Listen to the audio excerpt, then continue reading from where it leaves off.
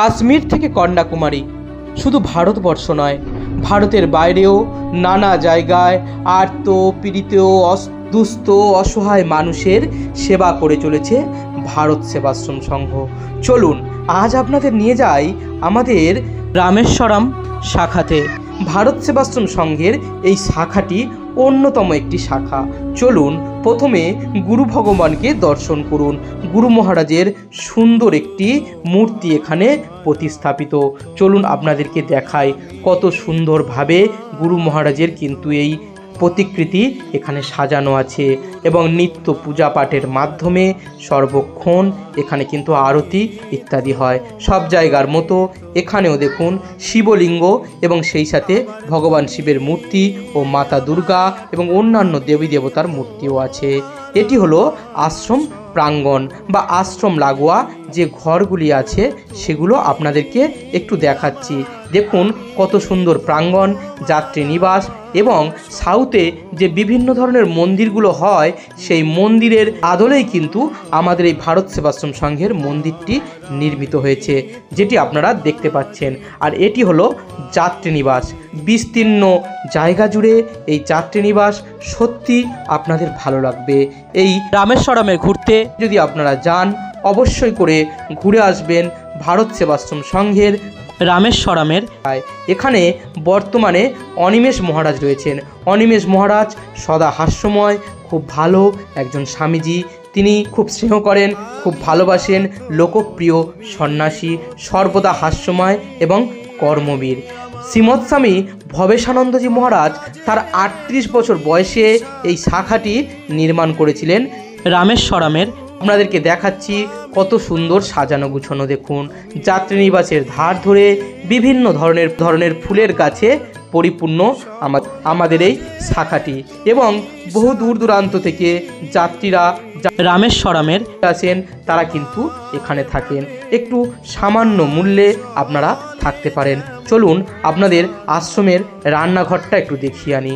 এটি হলো সংঘের রান্নাঘর। এখানে দেখুন কত সুন্দর করে সাজানো গুছানো, পরিষ্কার পরিচ্ছন্ন, তার মধ্যে দিয়ে কিন্তু সুন্দর করে গুরুর ভোগ বা সাধারণ মানুষের জন্য সেবা প্রদানের জন্য কিন্তু এটি করা হয়েছে। চলুন আপনাদের আমি একটু উপর থেকে আমাদের যে মন্দির আছে মন্দিরের ভিউটা দেখানোর চেষ্টা করি। এখানে যে সাউথের মন্দিরগুলো যেরকম হয় সেই রকমভাবেই কিন্তু আমাদের এই মন্দিরটি নির্মিত এবং সামনে দেখুন একটি অশোক ফুলের গাছ আছে এবং গাড়ি এবং সুন্দরভাবে আশ্রমের চারিদিক কত সুন্দর লাগছে। দেখুন দেখলে আপনাদেরও কিন্তু মন ভরে যাবে। আশ্রমের এই প্রকৃতি বিভিন্ন ধরনের আলোকসজ্জায় সজ্জিত, যা রাত্রিবেলা এর রূপকে আরও অনেক বর্ধিত করে। যদিও এই ভিডিওর মধ্যে আমি রাতের রূপও আপনাদেরকে দেখানোর চেষ্টা করব। দেখুন দূরে প্রাঙ্গণ, কাছেই কিন্তু বাস স্ট্যান্ড আছে এবং পাশেই কিন্তু নদী আছে। এটি খুবই সুন্দর একটি মনোরম পরিবেশে আপনাদের অপূর্ব লাগবে।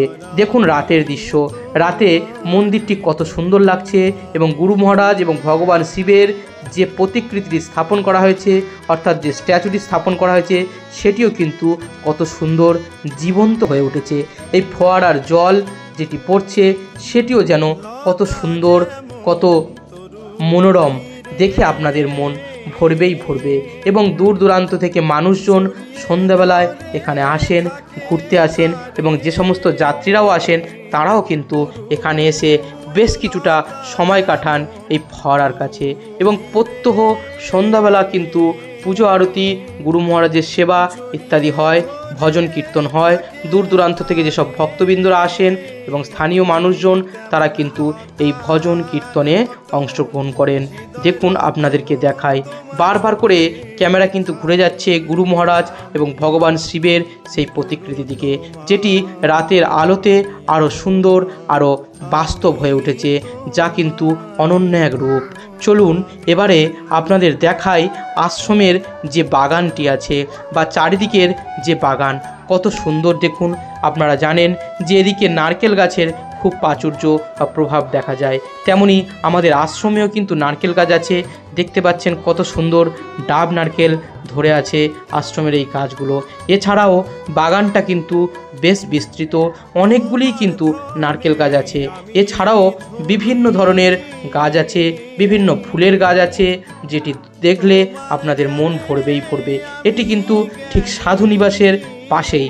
আর যাত্রী নিবাস কিন্তু এখানে যথেষ্ট সুন্দর বা যথেষ্ট উন্নত, যথেষ্ট ভালো। তাই আপনারা যেতে চাইলে অবশ্যই করে ঘুরে আসবেন। এটি ঠিক আশ্রমের পিছনের দিকে, অর্থাৎ যে পিছনের গেটটি আছে গেটের আগে কিন্তু এটি। এবং আমও দেখুন হয়ে আছে। আশ্রমের গাছে কিন্তু অনেক আম হয় এবং আম গাছগুলোও কিন্তু খুব সুন্দর। নানা রকম পাখি এবং বিভিন্ন ধরনের ছোটোখাটো চূড়াও এখানে কিন্তু আসে এবং তারা এখানে গাছের ফল পাকড় খায়। এবং মানুষজনের বসার জন্যও কিন্তু সুন্দর ব্যবস্থা করা আছে, যেটি আপনাদেরকে দেখাচ্ছি। প্রতিনিয়ত স্বামীজি মহারাজরা এবং আশ্রমের সেবকবৃন্দরা তারা কিন্তু পরিচর্যা করেন আশ্রমের এই বাগান এবং আশ্রমের এই প্রাঙ্গণগুলি। আপনাদেরকে দেখাচ্ছি কত সুন্দরভাবেই সাজানো গুছানো প্রাকৃতিক পরিবেশের মধ্যে আমাদের এই অনন্য আশ্রম।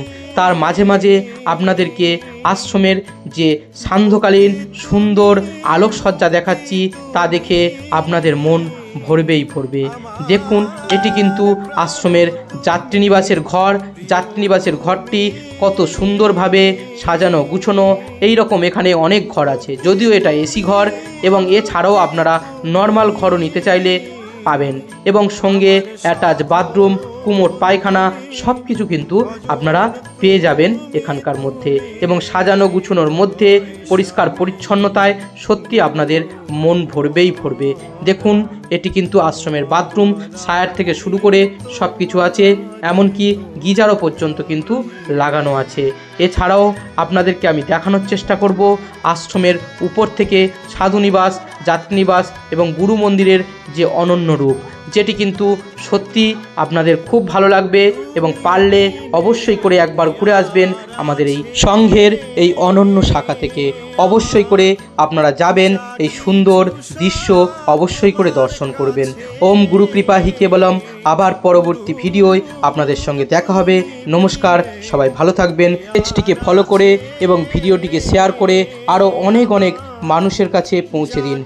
আপনাদের জন্যই এই ভিডিও বানাই। যদি আপনারা একটি লাইক করেন, একটি শেয়ার করেন ও কমেন্ট করেন, আরও অনেক অনেক উৎসাহ পাবো এবং এই রকম সুন্দর সুন্দর ভিডিও আপনাদের জন্য ক্রমশই বানাতে থাকবো। তাই অবশ্যই করে ভিডিওটাকে একটি লাইক করবেন, একটু শেয়ার করবেন, আর পারলে একটা কমেন্ট করবেন। ওম গুরু কৃপায় হি কেবলম। জয় গুরু। সবাই ভালো থাকবেন।